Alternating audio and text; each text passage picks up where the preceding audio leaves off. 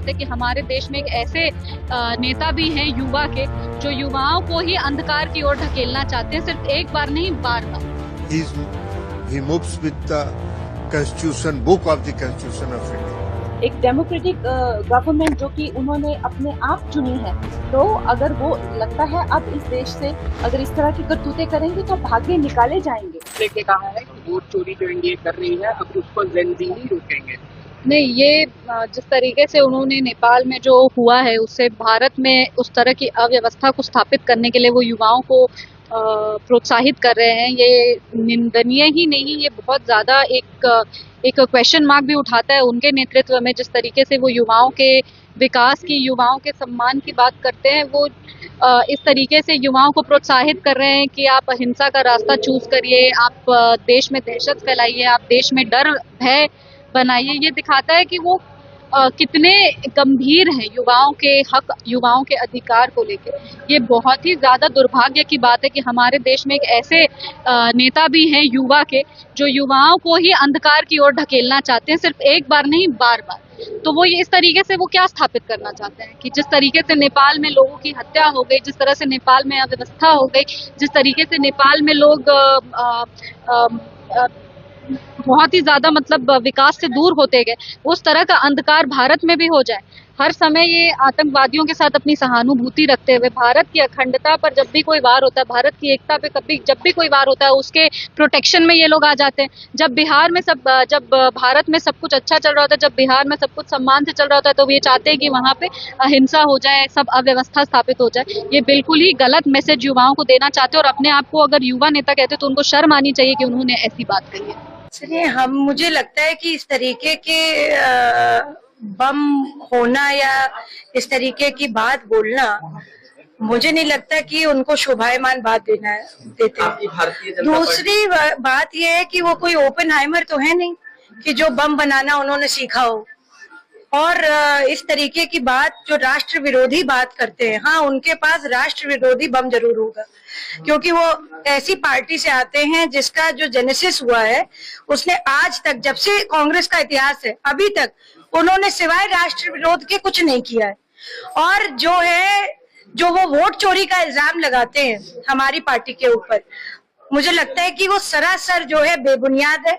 आए दिन राहुल जी का ऐसे बेबुनियाद बेतुके स्टेटमेंट आते हैं जिसमें वो इलेक्शन कमीशन जैसे इंस्टीट्यूशन पर बहुत सवाल उठाते हैं। इलेक्शन कमीशन वो इंस्टीट्यूशन है जो इस देश के इलेक्शंस को करवा करके पूरी डेमोक्रेसी को थामे हुए है, और उन्होंने उस तरीके के इंस्टीट्यूशन पे करा है। आए दिन उनके बयान अड़ंग बड़ंग आते हैं और इस तरीके की बात वो बोलते हैं, कैजुअल बात। मुझे तो समझ में ही नहीं आता है कि वो इतने समय से राजनीति में है, अभी तक ये नहीं सीख पाए कि जो है कैसे बयान देने चाहिए उन्हें।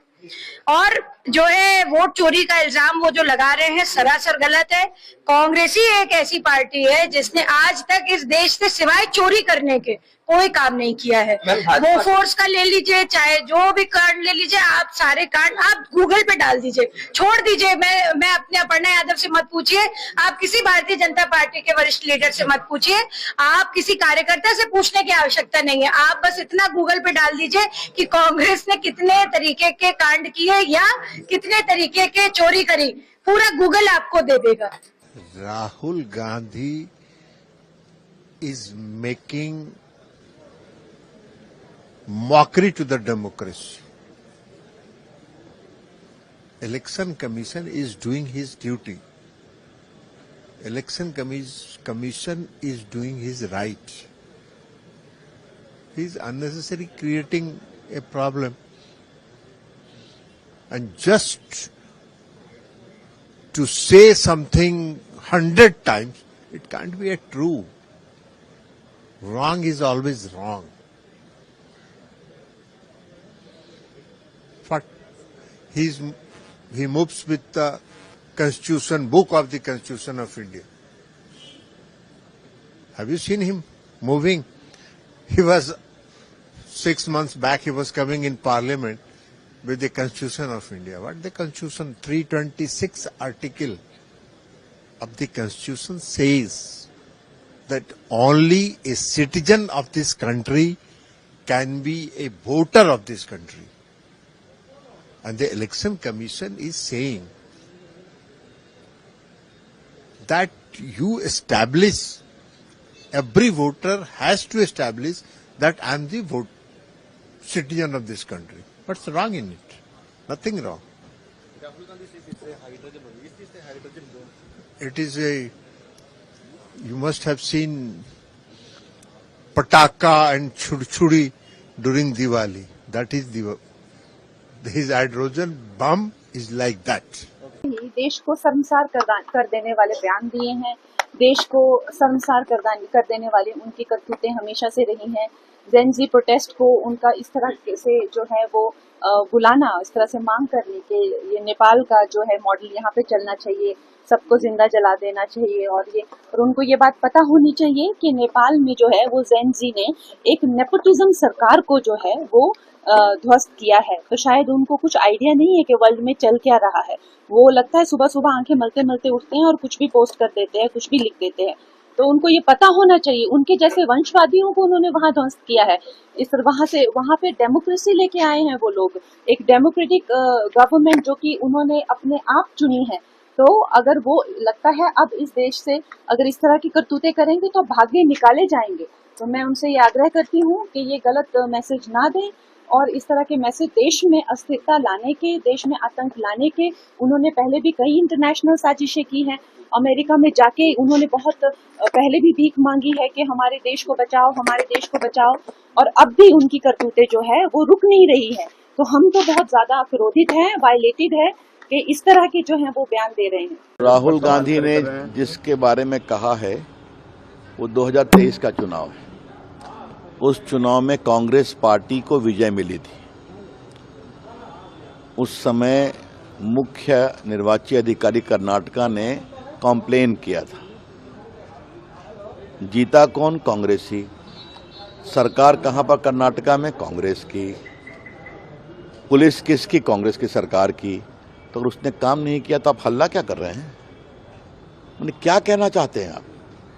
और सबसे बड़ी पीड़ा की बात यह है, कल के प्रेस कॉन्फ्रेंस में आपने पूरा ज्ञानेश कुमार की फोटो लगाई, सब कुछ कहा, छोड़िए, वो तो आए हैं इस साल ना, तो 23 के चुनाव से उनका क्या मतलब है?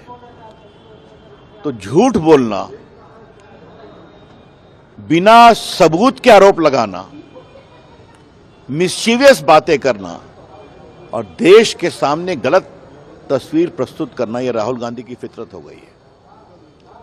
राहुल गांधी कितना झूठ बोलेंगे, कितना बेबुनियाद आरोप लगाएंगे, और सबके पीछे में यही है कि हमको वोट नहीं मिलता तो हम जीतते नहीं हैं। तो ऐसे तो आपकी हालत और खराब होगी। ट्वीट किया उन्होंने, लेकिन जो कल ट्वीट किया है वो बहुत पीड़ादायक है। उन्होंने जैन जी को उकसाने का काम किया है। लोकतंत्र को आप बचाइए, संविधान को आप बचाइए और वोट चोरी को आप बचाइए। राहुल गांधी जी, क्या देश में आप अराजकता फैलाना चाहते हैं? क्या करना चाहते हैं आप? और राहुल गांधी ने ट्वीट किया और जो कांग्रेस के इकोसिस्टम के लोग हैं उन्होंने रिट्वीट करना शुरू कर दिया।